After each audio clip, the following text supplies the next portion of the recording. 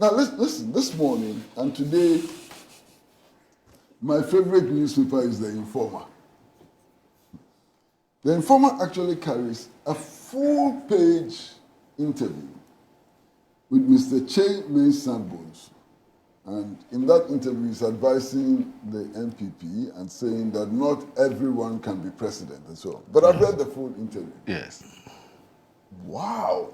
And there are interesting aspects of the interview. Listen. This is paragraph 1, 2, 3, 4, 5, 6, 7. The seventh paragraph. No. 8, 9. The 10th paragraph. Yeah. This is Kyei-Mensah Bonsu. Majority leader. Yeah? Yes. In the Akufo-Addo administration. Yes. Very respected member of the New Patriotic Party. Indeed, he's one person that I really admire. You know, his eloquence and so on. But listen to him. This is Kyei-Mensah Bonsu. He also argued that there's no politician, listen very carefully, he also argued that there's no politician that is more popular than him, that is Bawumia, aside President John Dramani Mahama, and that his qualities such as personal integrity, incorruptibility, intelligence, and humble character put him above other standard-bearer hopefuls. What a paragraph. What a paragraph. It doesn't stop there. It goes on. He says, take Mahama out of the picture, and this is in quotes, take Mahama out of the picture, and there's no Ghanaian politician more intelligent, humbler, and more experienced than Bawumia. This is Kyei-Mensah Bonsu. That's serious. This is Kyei-Mensah Bonsu. And then there are other aspects. He talks about him winning in Christian majority areas over Christians and so on. That religious, I'm not going to go there. But he's a leading member of the New Patriotic Party. Yes. He was in this country when we conducted the last election. Yes. What did he say about the campaigns? He knew that Mahama was gentler, nobler, incorruptible, and so on. And that Mahama was a better candidate than Bawumia. But he campaigned for NPP. And campaigned for Bawumia against Mahama. Yeah, but he's NPP. He wants to campaign for Mahama. Oh, fantastic. But you are making the point I'm making. Okay. Because the point you are making is that our party allegiance should be more important for us than our commitment to the country and its development. Yeah, but that's our politics. Our politicians have made it. Fantastic. So what else do you want me to say? I'm not saying anything. You've said everything. Yes. You understand? Because that's the point you are making. Yeah. That our commitment to party, our allegiance to it's party, stronger and higher. It's far more important that our honest appraisal of the capacity of our leaders, the capability of our leaders to take out of this quagmire of poverty, of hopelessness, and so on. Truism. Oh, okay. Then I have nothing to say. Thank you. But let me say that Kyei-Mensah Bonsu is back on the line, and he's, as I said, former majority leader, former minority leader, former minister for parliamentary affairs. Honorable, good morning. And my understanding is that we've now decided to do a Zoom call instead. Thank you for having me, and I'm hoping that you'll be able to hear me. Yes, I can hear you very, very, very clearly, and I can also see you looking hale and hearty, you know, looking like... But I'm pretending to be good. Yes. I'm not too good. Anyway, but I just caught the last lap of the submission by the colleague who was referring to having some problems with the rendition of a bill that's before them. Yes. And he's saying that it relates to regional balance or something, and he's not comfortable with it. Right. First, I think that is really part of the Constitution anyway. Let me refer him to the Directive Principles of State Policy, Article 35, clauses 5 and 6. What he's doing relates to integrating the peoples of Ghana. When he talks about trying to avoid discrimination on grounds of maybe circumstances of birth, regions on grounds of place of origin and so on. That is constitutional. The Constitution provides in Article 35, Clause 5, the state shall actively promote the integration of the peoples of Ghana and prohibit discrimination and prejudice on grounds of place of origin, circumstances of birth, ethnic origin, gender or religion, creed or other beliefs. That's 35.5. Right. And 35 success. Towards the achievement of the objectives stated in Clause 5 of this article, the state shall take appropriate measures to B is relevant. Achieve reasonable regional and gender balance in the recruitment and appointment of public officers. So you see, that language cannot be avoided. It's constitutional. I think it's deliberate. So even if you don't want to state it barefaced, you should find a way to capture the spirit of the Constitution in the bill. That's just what aspect I wanted to draw his attention to. Yes, yes. I think that he gets it right, the principle, but he is trying to say that, well, that language is not comfortable with. I'm just saying to him that, unfortunately, or fortunately, it is Constitution, and we must respect the spirit and letter of the Constitution. Well, no, having said so, yes. No, I get it, and I like the clarity that you brought to bear on this. But if I understand Eric clearly, what I think his concern had to do with how do you ensure this happens? What parameters are we going to use such that, yes, we want to ensure regional balance and so on. So if I'm in Accra, I'm a Voltarian, and I apply for scholarship, is the scholarship secretariat going to say that, but you're a Voltarian, we've already given your people, let's say, 30 scholarships already. So what are you doing here? Why don't you, we've exhausted the Volta scholarship quota, so you cannot access it, and so on and so forth. So those were some of the concerns that he was sort of, he was raising and wanted some tidying up to be done so that, in principle, he doesn't have a problem with that. But is the practical implementation or the practical implication of implementing that, how do you call it, that aspect of the Constitution? I think that's where his challenge was. Yes, I appreciate it. I appreciate the concern. I'm just saying that we should have a wording to capture the intent of the framers of the Constitution. Right. Right. Otherwise, if you're not careful, if you really benchmark only regional balance, you can have a situation where even in Greater Accra, the indigenous people may not benefit from it because Accra is not populated by Gans only. True. Right? So maybe Voltarians, maybe Ashantis, maybe the Gombers in Greater Accra will have the opportunity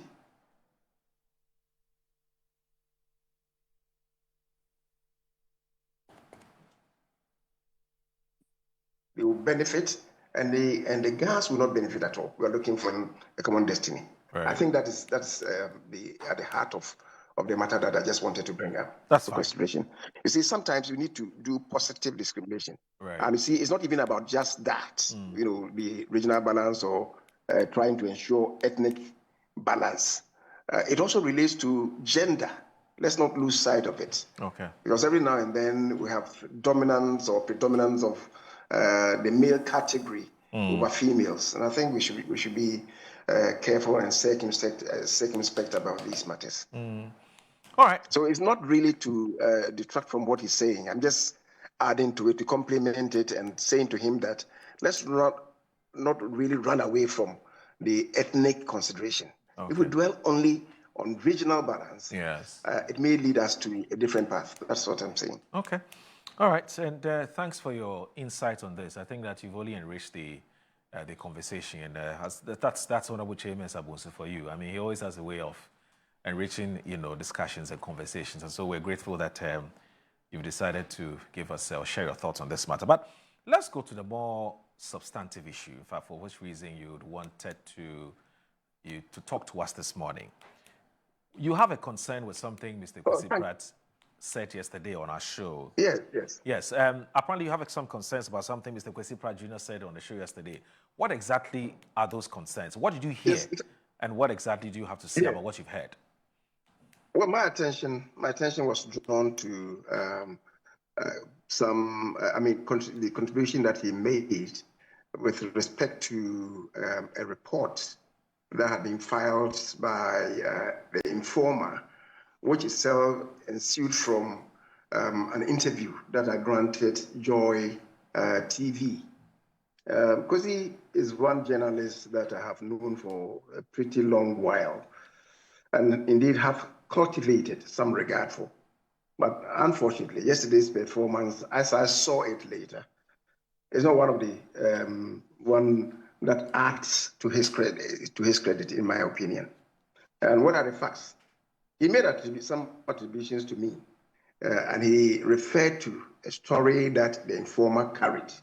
And in that story, according to Kwesi, I had, in the interview that I granted, benchmarked some assessment criteria on John Mahama, the current president, His Excellency. The gravamen of what he said was that I had said that the MPP aspirants, because for now we don't even have any aspirants, aspirants should have some qualification criteria. And that I had said that for those of them who have shown intent to contest now, I had said that they should have some characteristics, some features, and that in the race, those of them who are in the race, that is, or who would be in the race, those assessment criteria, if they are applied, then apart from John Dramani Mahama, His Excellency, there's no other person who qualifies apart from Dr. Mahmoud Bawumia, who is, near the qualification, who comes near the qualification of John Dramani Mahama. I never benchmarked His Excellency John Dramani Mahama. I was speaking about my own party. And really, I refer to the qualification and eligibility criteria set out in our party's constitution. And our party's constitution for presidential candidates sets these out in Article 13, Clause 7.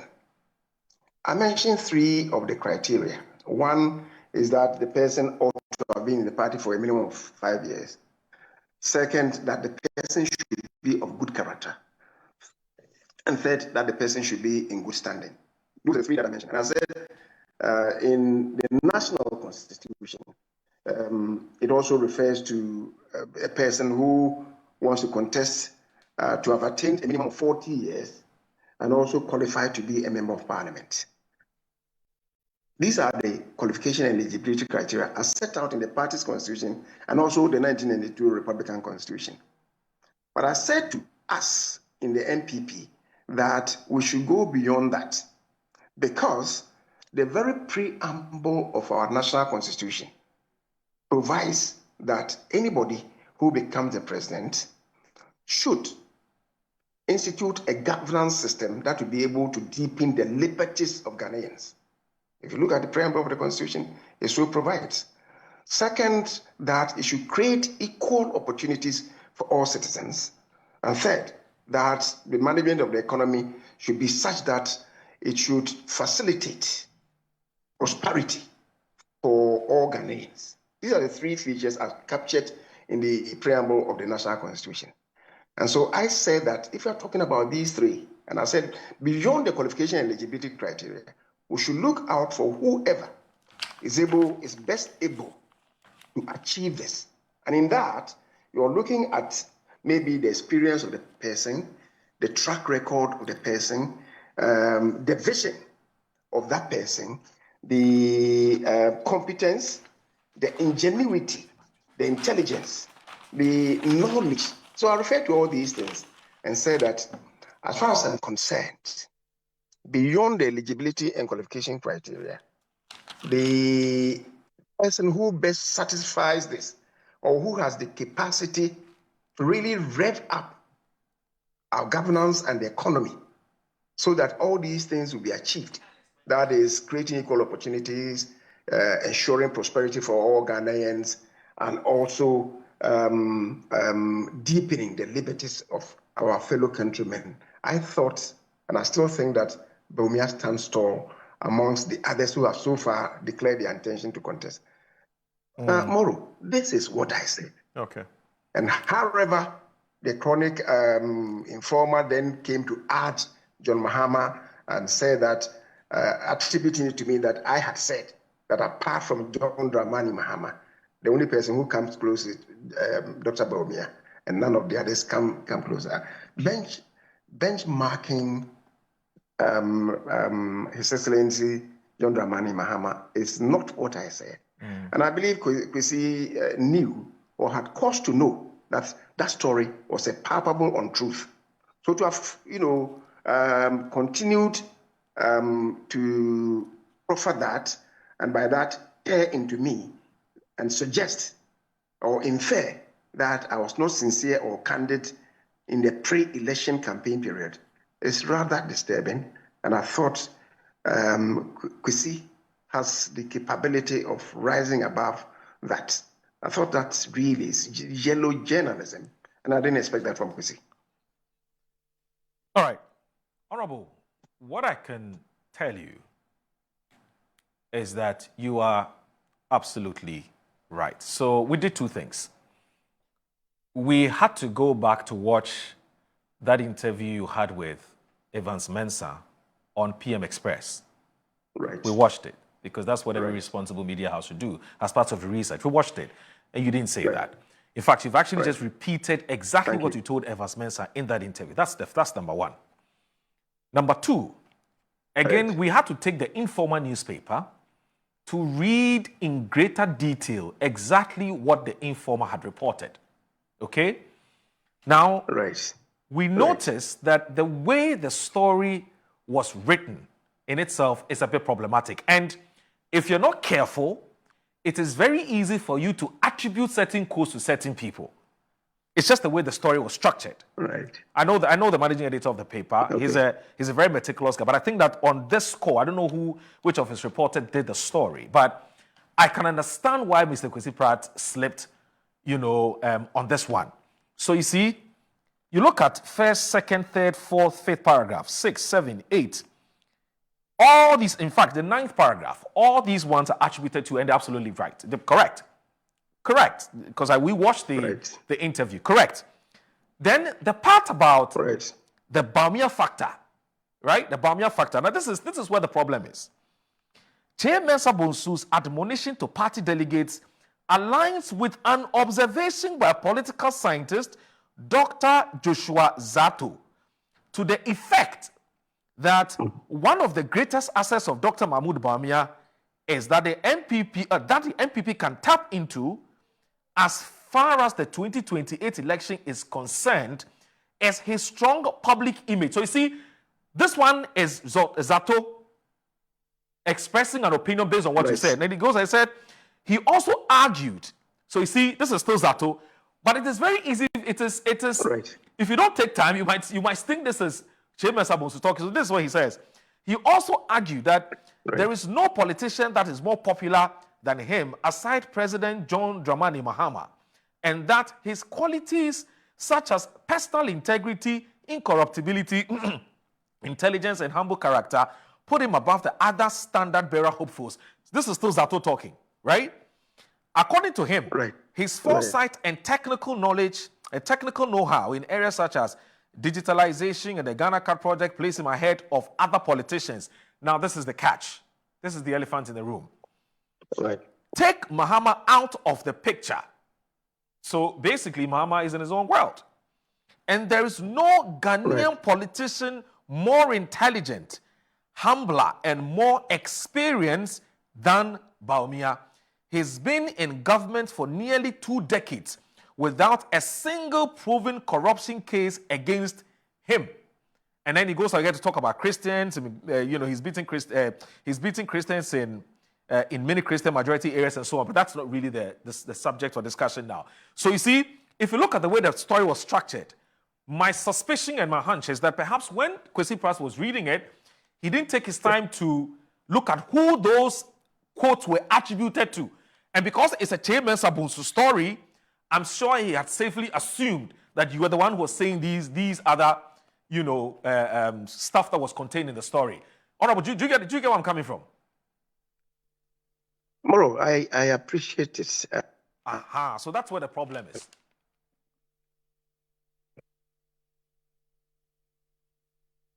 Uh-oh. Honorable's Zoom connection is giving us a problem. I am happy upon the initially said it was a 0.6, 0.7, but he then came back counting them and said, oh, it's paragraph 10. Exactly. It's the 10th point. Yes. Listen to what Kyei-Mensah Bonsu has said. Then he went on and did this. So I'm happy that you yourself have realized that what he did was quite incorrect. Let's leave it at that. Because as I said, I've known Kwesi and for a very long while, and I don't want this to, degenerate into any personal, banter. I believe if he goes back to read it, he will know that what he did was wrong. So let's leave it at that. Because happily, you, the host, you have realized that what I'm saying, what I'm putting out now, really represent the truth, and what Kwesi said, unfortunately, was not the truth. But let's leave it at that. That's fine. But what we can also say is that knowing Kwesi Pratt for who he is, I'm not sure that he meant mischief. He didn't mean mischief. Well, and I want to believe that. There was no ill motive. I want to motive. believe that. I want to believe that. He quoted, but I think that Kwesi, the context was where the challenge and occasionally, is. Occasionally, when we bump into each other, we make fun of ourselves and that kind of stuff. That's fine. So I want to believe that he didn't mean any mischief. And if on the other hand he meant it, then let me correct him that he got it wrong. As simple as that. That's fine. That's fine. But why this fixation with let's look for a presidential candidate, not just a flag bearer? I mean, Honorable, what's happening? Do you fear that your party may end up voting for somebody who may just be a flag bearer but may not be accepted by Ghanaians? Who is a flag bearer? No, I'm saying that what is driving this? What's driving this clarion call? I'm just pointing out what we need to be looking at. Okay. Because you see, governance is a big issue. It's a big issue. And the party's own constitution. I'm sorry when I raised these matters, somebody came out again tearing at me saying that I cannot define who the presidential candidate of MPP should be. I am not defining who the presidential candidate of the MPP should be. I'm just simply drawing attention to the imperatives of the office. And our own party's constitution sets out the qualification and eligibility criteria as I've just read to us, or maybe pointed out to us, that Article 13, Clause 7 of the party's constitution dwells on three main issues. One, that the person ought to have been with the party for it should be of good character, and that person should also be in good standing, right? The national constitution's bit, again, I've stated. So I'm just drawing attention to this, that every now and then, people do not really watch it. So let's look at it. There are many people who are, I believe the party will be meeting tomorrow to make further determination on the conduct of the presidential elections and so on. But I'm just drawing attention that this is the party's constitution. So when I spoke about character, some people have taken it up as if it's directed at somebody. It is not. And he says that I cannot define the position, the character of, I cannot define who the presidential candidate of the MPP should be. It is not me defining. It is your party's constitution saying that these should be the the signpost in looking for a presidential candidate. And as I said, the preamble of our national constitution, NDC's manifesto, the most recent manifesto that they produced. And look at the manifesto, the title of the manifesto for MPP from, I will not go further back, but beginning 2016 with Akufo-Addo, right? The first one was creating equality opportunity, again from the Constitution. Yeah. The second one was an agenda for jobs and prosperity, again from the Constitution. Then this is Constitution, manifesto. Look at them. They all bear this message. So that person should have a vision. And in terms of governance, that person should have some experience in governance. The experience in governance doesn't necessarily mean that it should be with the executive. In the US, most of the presidents have been congressmen. Indeed, it's in Congress that governance is really even learned much more than at the executive level. Because at the executive level, we're only implementing what bills, what acts, and so on that Parliament might have passed in furtherance to the development agenda of the administration. So you see, when I talk about this, and fortunately, there are many people coming from Parliament who want to contest. So you want to look at the track record of those people in Parliament. Okay. So those of them who have been in the executive, and of course, in the US, you have governors, many governors also becoming presidents, because a part of the country, a state, has been given to them to administer. You want to look at the track record of those people in those respective states. To what extent were they able to engender prosperity to their people? To what extent did they uphold the rule of law? To what extent did they create equal opportunities for their citizens? You are looking at all these things. So it finds congruence with our own anticipations. And that is why I'm drawing attention that, look, let's not look for just a flag bearer, because a flag bearer is one who qualifies and satisfies the eligibility and qualification criteria. Tomorrow, to end it, remember in 2008, when Kufuor was about exiting, and within the MPP, as I usually refer to them, we had an invasion of 17 gladiators who wanted to succeed President Kufuor. My big uncle, and perhaps very senior brother, if I should say, Mr. Kwampianim, cautioned the MPP at the time that go beyond just looking for a flag bearer. Look for a presidential candidate and a presidential potential, somebody who will ultimately become the president of the country. I was just drawing attention to that statement, that let's not just look for a flag bearer, but a presidential candidate, somebody who, upon becoming president, would leave a landmark in the annals of the governance of this country, such that he will make the MPP very, very attractive. Today, if we must admit to ourselves, the MPP is losing its attraction or attractiveness. How do we bounce back? Those were the issues that I was referring to. It has nothing to do with any individual. And yet, unfortunately,